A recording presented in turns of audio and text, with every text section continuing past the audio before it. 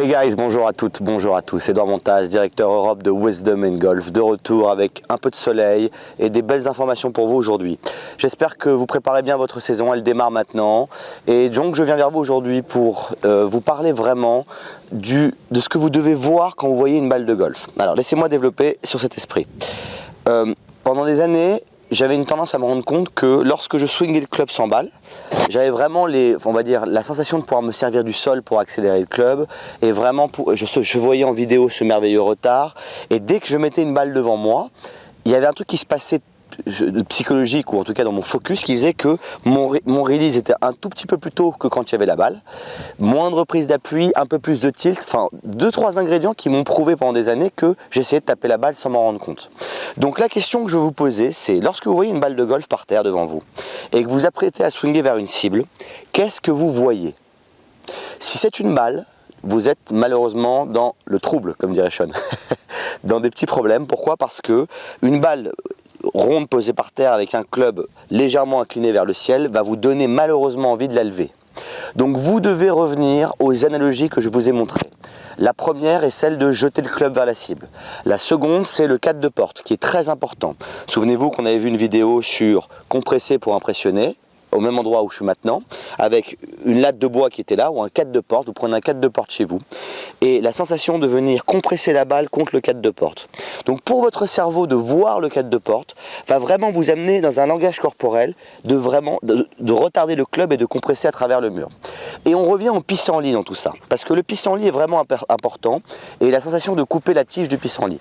Donc si je pose un tee par terre dans le sol ici, tout simplement là, et que je me mets devant la balle, donc je me dis voilà par exemple que ma cible c'est l'arbre qui est là-bas, je me pose, et que mon focus est de venir couper ma tige du pissenlit, donc c'est ma seule tâche. Souvenez-vous que votre cerveau est un expert pour réagir à des commandes et des tâches qu'on lui donne, donc ma tâche est de couper ma tige du pissenlit. Regardez mon langage corporel.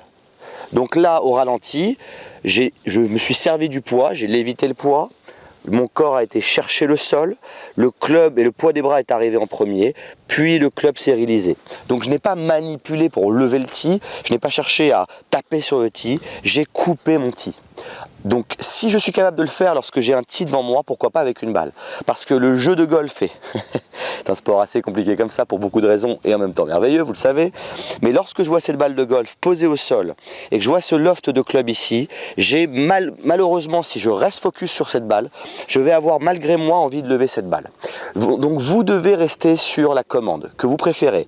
Couper la tige du pissenlit. Donc ça veut dire que maintenant, lorsque je fais mon coup d'essai, et c'est pour cela que beaucoup d'entre vous me disent que votre coup d'essai est superbe, alors que quand il y a la balle, c'est pas exactement les mêmes sensations et positions, parce que là, je vois de l'herbe sol, horizontale, donc je viens la couper, ici, vers ma cible, et maintenant, lorsque j'arrive à la balle, ce que je vois clairement dans ma tête ici, c'est une lame, la semelle du club qui est là, cette lame qui s'apprête à couper la tige du pissenlit.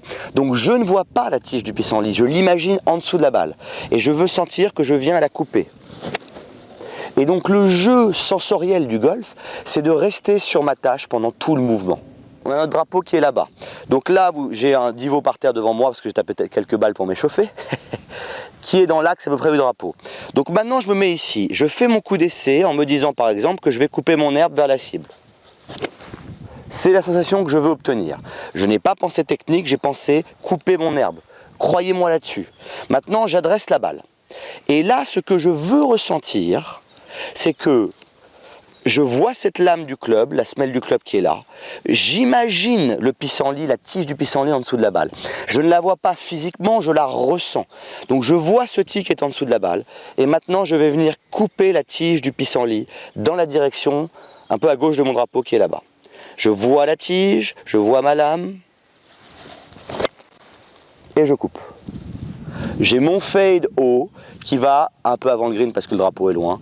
J'ai réalisé vers la cible et je suis resté sur ma tâche. Maintenant on change de tâche, on va aller dans le cadre de porte. Donc je me mets en position, j'ai l'impression de voir le mur devant moi. Je me mets en posture, je sens le poids de l'outil et je vais venir compresser cette balle à travers le mur. Je reste avec ma tâche. Je reste avec ma tâche. Deux manières de faire le job, deux fois quasiment le même résultat.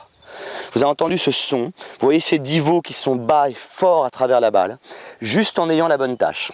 Donc pour résumer, Vous prenez l'analogie qui vous parle le plus, c'est-à-dire couper la tige du pissenlit, jeter le club, le marteau, le cadre de porte. Vous travaillez les sensations sans balle et lorsque vous avez une balle de golf, vous restez sur votre tâche. Voir c'est croire pour le cerveau, travaillez là-dessus, vous aurez des merveilleux résultats. À très bientôt sur YouTube.